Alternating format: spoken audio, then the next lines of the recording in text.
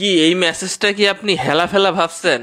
BTRC তাদের ওয়েবসাইটে দিয়ে দিছে, আপনি ফোনেও মেসেজ পাইছেন, খেয়াল করতেছেন না।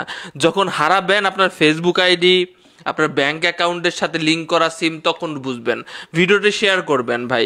টাইম এবার ফিক্সড, ডিসিশন একদম ফাইনাল। আপনাদের ভাই অবশ্যই যাদের 15টা সিম কাদের আছে, 10টার বেশি সিম কাদের আছে, কমেন্ট বক্সে লিখবেন। অনেকে রাগ করছেন যে ভাই এমন সিদ্ধান্ত কেন নিল ভাই। সবাই মানে ভাই অনেকেই বিরক্ত আছে। তো দর্শক শ্রোতা, যাদের আপনার হইতে পারে বা আপনার আত্মীয় স্বজনের থাকতে পারে, বা আপনি ভবিষ্যতে চিন্তা করতে পারেন যে আরও সিম কিনবো, আপনার এনআইডির আন্ডারে সিম কয়টা রেজিস্ট্রেশন করা যাবে? এখন থেকে 10টা সিম আপনি রেজিস্ট্রেশন করতে পারবেন।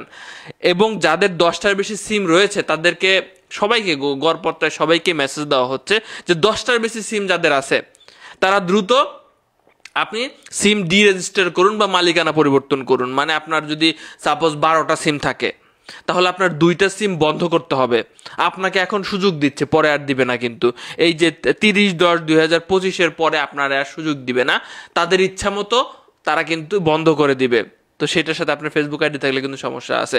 সো আপনি, আপনার যদি 12টা সিম থাকে, তো 2টা সিম আপনি কোথায় গিয়ে ডি রেজিস্টার করবেন? তাদের কাস্টমার কেয়ারে যাবেন, তাদের অফিসে যাবেন, যে অপারেটরের সিম আপনি বন্ধ করতে চান। আপনারা তো জানেন যে যে কোড ডায়াল করলে আপনার কয়টা সিম আছে সেটা জানা যায়। তো আপনি জানতে পারবেন। তো সেই কাস্টমার কেয়ারে যায় আপনি দ্রুত বন্ধ করে দেন। এখন অনেকে বলতে পারেন যে ভাই বন্ধ না করলে কি হবে?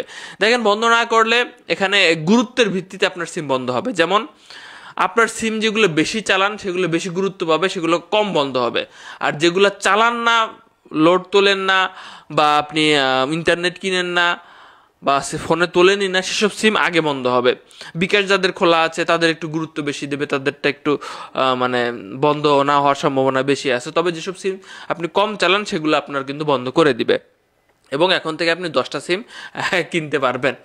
তো এইটা সিদ্ধান্তটা কেমন লাগছে কমেন্ট বক্সে একটু লিখবেন। আপনার বন্ধু বান্ধবদেরকে একটু জানাই দিন যাদের সিম বেশি আছে, তারা আগেই যাতে। আর মালিকানা পরিবর্তন করার জন্য আপনি যদি চান যে এই সিমটা আমার লাগবেই, তাহলে মালিকানা পরিবর্তন করেন। আপনার ফ্যামিলির অন্য মেম্বারের যদি ভাই 10টার নিচে সিম থাকে, তাকে এবং আপনি সাথে নিয়ে কাস্টমার কেয়ারে যান, তাহলে আপনার সিমটা আপনার পরিবারের যে কারোর নামে রেজিস্ট্রেশন করে দেওয়া যাবে।